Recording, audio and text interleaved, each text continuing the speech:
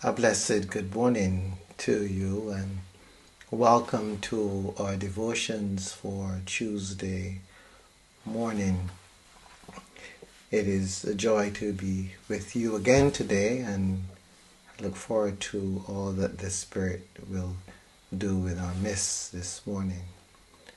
I continue to ask you to pray for God's presence on our world, especially in those areas where there is war, where there is violence. We continue to pray for an end of violence in our world as we daily seek God's continued grace in our midst. So we come again this day and we ask God to be with us and to bless us and keep us so that we may be of service to God in this world. So with that said, we want to now turn our attention to our period of meditation for this morning and be open to all that God is seeking to do in our lives. So I invite you to find your space as usual and to be attentive. Bring your attention into your heart space and set the intention to be with God. Set the intention to journey in this time with God, seeking guidance, seeking God's presence and peace in our lives. And so we breathe in and out slowly, becoming more and more aware of the internal dimension of ourselves and knowing that God is with us. God is guiding us and healing us. God is strengthening us as the days come and go.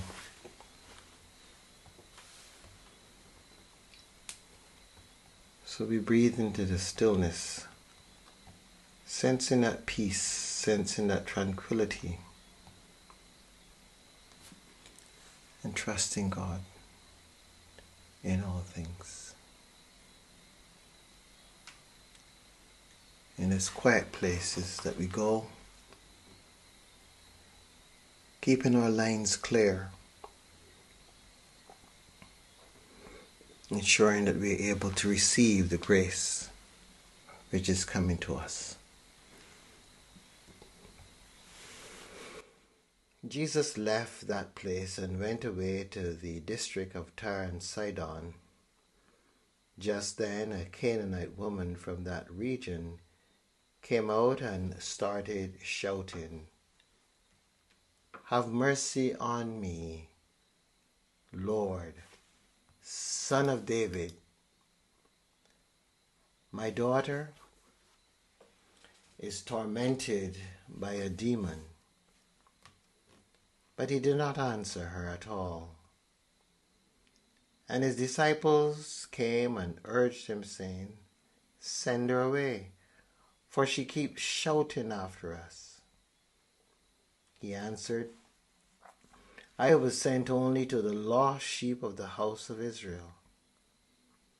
But she came and knelt before him, saying, "Lord, help me." He answered, "It is not fair to take the children's food and throw it to the dogs." She said, "Yes, Lord, yet even the dogs eat the crumbs that fall from their master's table." And Jesus answered her, "Woman, great is your faith. Let it be done for you as you wish." And her daughter was healed instantly.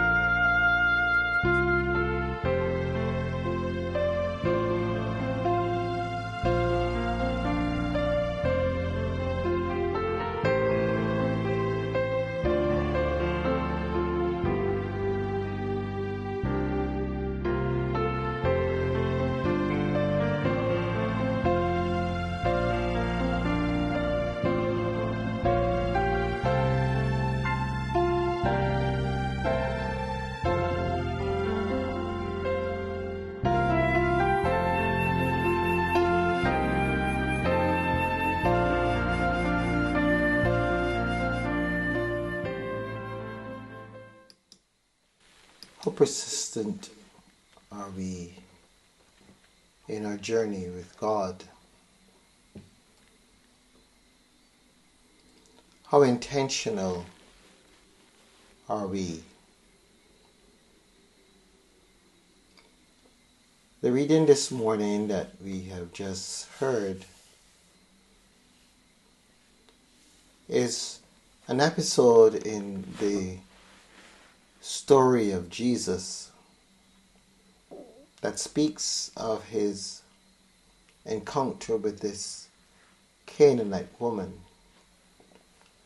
Not a Jewish woman, a Canaanite woman. And Jesus is indicating to her as she makes her plea that he has come with a special task to select group. And it is not fair that he should take what he has for this select group and cast it to persons who would not necessarily appreciate it. The woman agrees, but she in turn reminds Jesus that even though they might not appreciate it in its fullness, they may be able to grasp something from the scraps.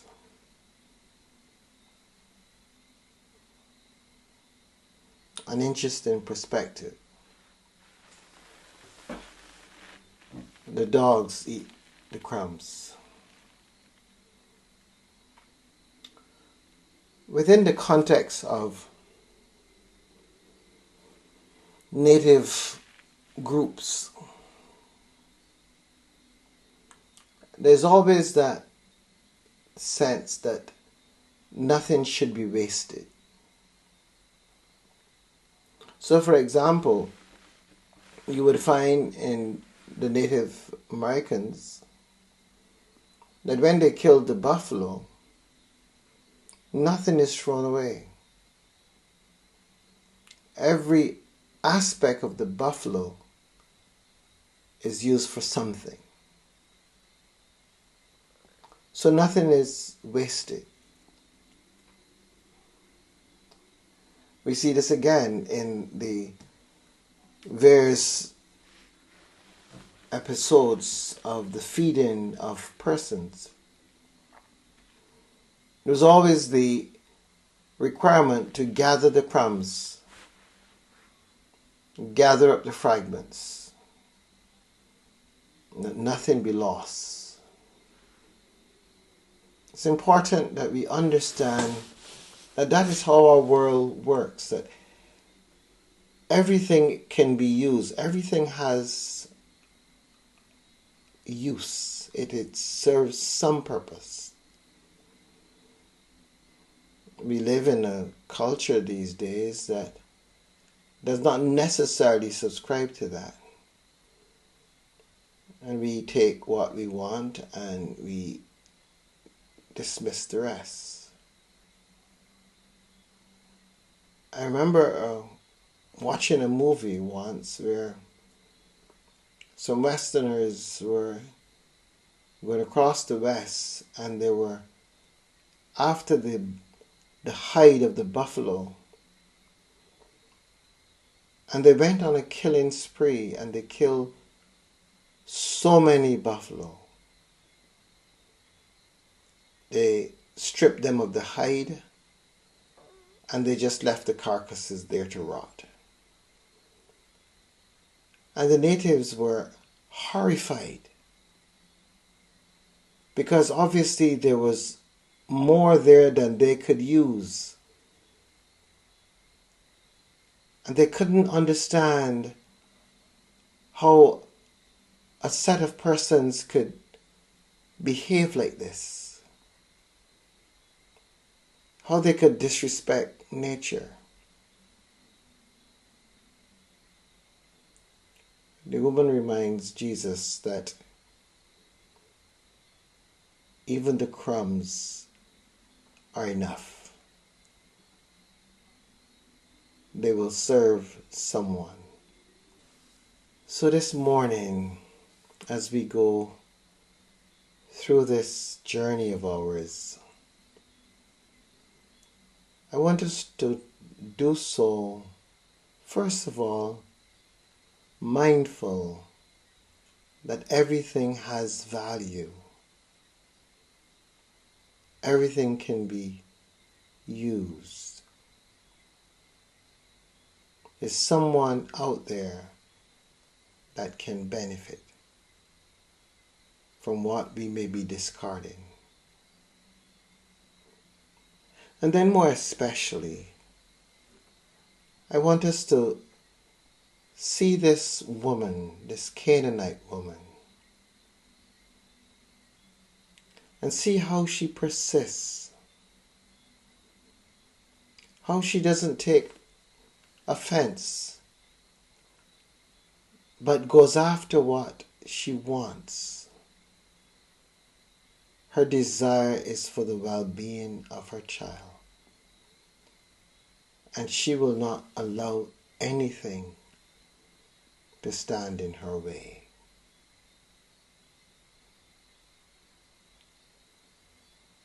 This week I suggested that we look at the flow of grace and the importance of keeping it flowing in our lives. And so if we put these two together, we get the invitation to be like that woman, to let nothing hinder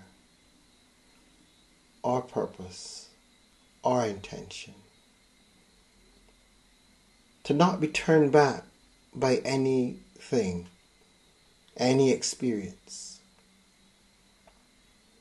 To not let any experience block our lives, block the grace that God gives us.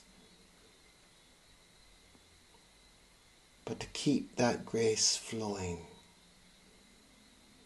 To commit ourselves to allowing the grace of God to flow in our lives. In these past few days, there have been an uncanny number of suicides here in this little land of ours.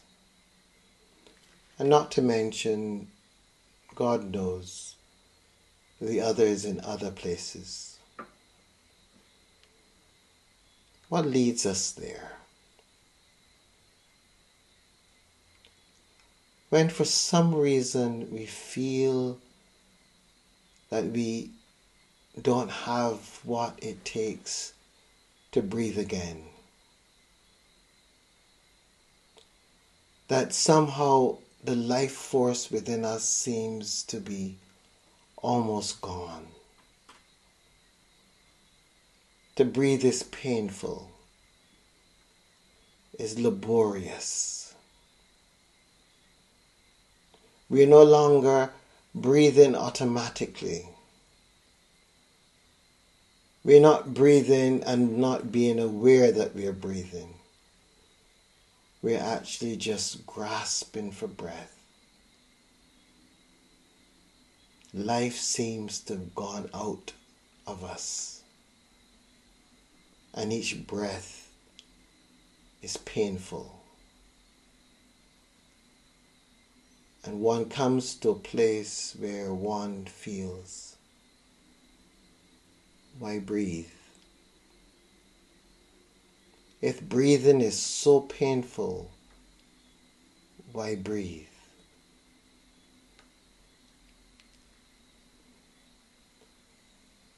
But the challenge really isn't with the breathing. The breathing is but the final manifestation of something that is far deeper. And what is far deeper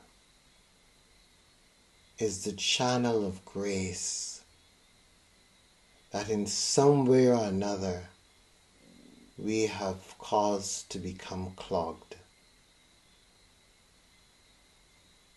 And because it is clogged, so little grace is coming through that we don't have the energy to live. What is disturbing, though, is the number of our children who are finding it difficult to breathe. One can understand adults to some extent going through the challenges of life and finding it difficult to breathe. But the little ones, what could have cluttered their channel of grace in such a short period of time? What could be so heavy and thorough to block them?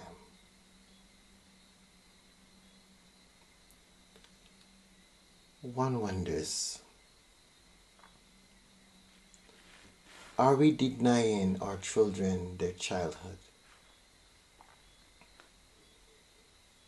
Are we putting pressure on them that wasn't placed on ourselves and those who went before us?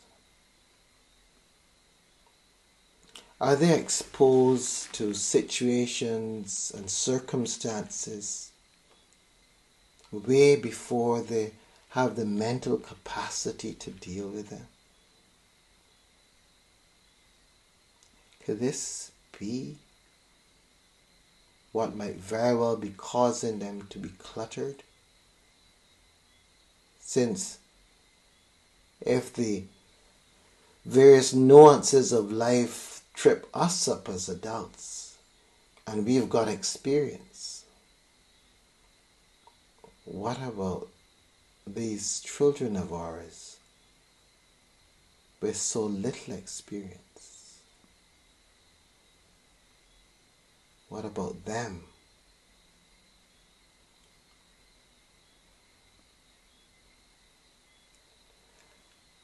We may never know the full answer for this, but what is important is that we become more mindful and that we become more observant of our little ones. Observant of the things that they find themselves involved in. Observant of the experiences that they're having. Being watchful with the things that they may say here and there so that we can kind of get a glimpse of what they may be exposed to.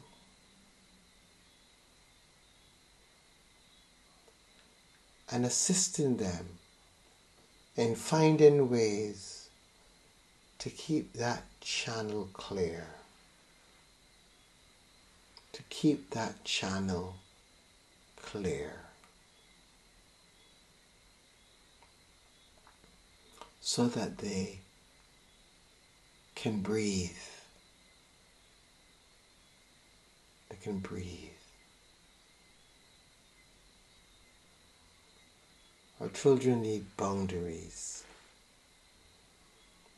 Not to keep them in. Because they must feel free.